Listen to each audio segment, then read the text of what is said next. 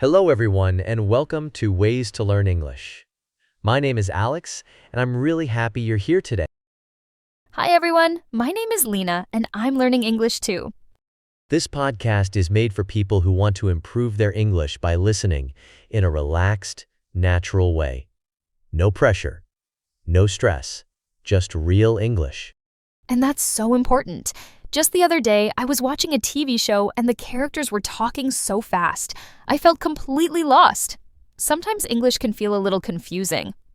That is an incredibly common feeling, Lena, and that's exactly why this podcast exists. Here we speak clearly and at a natural, understandable speed. So if you're listening right now, you're in the right place. In this podcast, our goal is simple. We want you to learn English by listening to real conversations. Right. Not like the slow, robotic dialogues you sometimes hear in textbooks. Exactly. Real conversations have a natural flow. We'll also help you learn common words and phrases that people use every single day. Are we going to learn slang words or more formal phrases? That's a great question.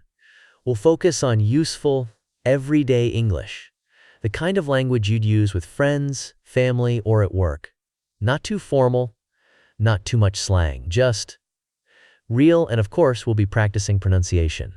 That's helpful. I like that it feels like a conversation, not a classroom.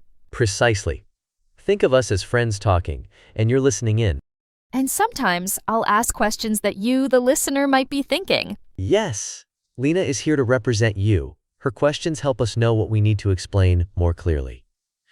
So, for our very first topic, let's start with the foundation, the core of this podcast. Why is listening so important when learning English? Because we hear English everywhere. In movies, in songs, online. That's right, it's all around us. And listening is the key that unlocks understanding. It helps your brain in a few specific ways. First, it helps you understand pronunciation. For example, some words in English sound very similar, like ship and sheep. The vowel sounds are close. The only way to truly learn the difference is by hearing native speakers say them again and again. Oh, that's a good example. The short I and the long E sound. I still mix those up sometimes. Many learners do. Second, listening helps you learn natural sentence structure. Textbooks might teach you to say, "Where are you going?" But in a real conversation, you might hear, "Where are you heading?" or "You off somewhere?" Listening exposes you to these casual, common variations. Right, it's how people really talk.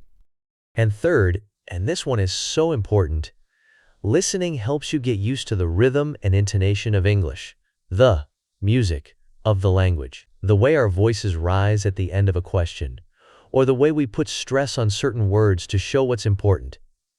You don't learn that from a grammar book. You learn it by hearing it again and again. So, even if I don't understand every single word, is listening still helpful? Absolutely. That is the most important takeaway for today. You do not need to understand every word.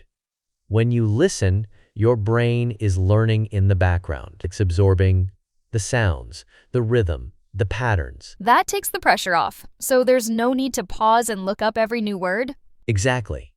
The goal is to get the main idea, the gist of the conversation, and let your brain do the rest of the work subconsciously. It's about immersion. All right, speaking of listening, let's do a short, natural conversation. Lena and I will just talk for a moment. Your job is just to listen. Don't worry about understanding everything. Just relax and see what words you recognize. Hey Lena, how was your day? It was good, but a little busy. I had a lot of work to catch up on. Oh, really? A case of the Mondays? Or just a busy week in general? A bit of both, I think. I was staring at my computer screen for hours. Yeah, I know that feeling. My eyes get so tired. Did you have any time to relax or step away from it? Not really, but I'm looking forward to relaxing now. Actually, listening to podcasts helps me unwind. That's great to hear. It's the perfect way to do something enjoyable that's also productive for your English. It's a win-win. Okay, how was that? Did you catch a few words? Now, let's look at a few phrases we used. I said, I had a lot of work to catch up on. What does catch up on mean? To catch up on something means to do work that you are behind on, or that you should have done earlier. If you were sick for 2 days, you might have a lot of emails to catch up on. That makes sense. Then you used a funny phrase, Alex. A case of the Mondays? Ah, yes. This is a common, informal expression. It refers to the feeling of sadness or low energy that people sometimes feel at the beginning of the work week. So if your friend seems tired on a Monday, you can ask, "Do you have a case of the Mondays?" I definitely have that feeling sometimes. You also said, I know that feeling. Right. This is a phrase we use to show empathy. It means, I understand how you feel because I have felt the same way. It's a great way to show you are listening and you connect with the other person's experience. Then I said listening to podcasts helps me unwind. A wonderful verb. To unwind means to relax, especially after working hard or feeling stressed. You can unwind by reading a book, taking a walk, or listening to a podcast. Okay, and the last one, it's a win-win. A win-win is a situation that has a good outcome for everyone involved.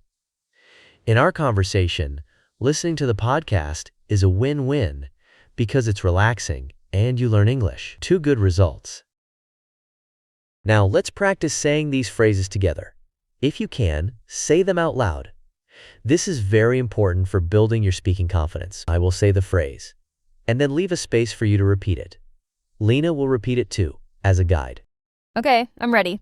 Let's begin. First phrase, I had a lot of work to catch up on. I had a lot of work to catch up on. Good. Let's try the next one. A case of the Mondays.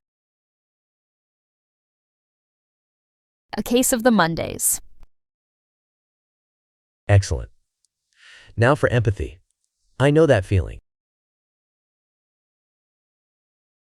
I know that feeling. Next, the one about relaxing. It helps me unwind. It helps me unwind. And finally, it's a win-win. It's a win-win. Excellent work. Saying these phrases out loud helps build muscle memory for your mouth and tongue. It feels a little strange at first, but it really does help. This feels comfortable, not stressful. That's the goal. Learning should feel good. And as we get ready to finish, we want to leave you with some encouragement. If English feels difficult sometimes, that's completely normal. Every single learner feels that way. Yes, even me. I remember when I first started, I would listen to a movie and feel so frustrated because I only understood a few words. But then I realized that's okay. Exactly. The goal isn't 100% understanding. The goal is exposure. The key is consistency. Listening a little every day is much better than studying a lot once a week. So even 10 minutes helps? 10 minutes is perfect. Make it a habit. Listen while you make breakfast, while you're on the bus, or while you're taking a walk. Small steps every day lead to big results. Thank you so much for listening to our very first episode of Ways to Learn English. We're really happy you're here with us on this journey. If you enjoyed this episode, you can listen again tomorrow. Remember, repetition is powerful for learning.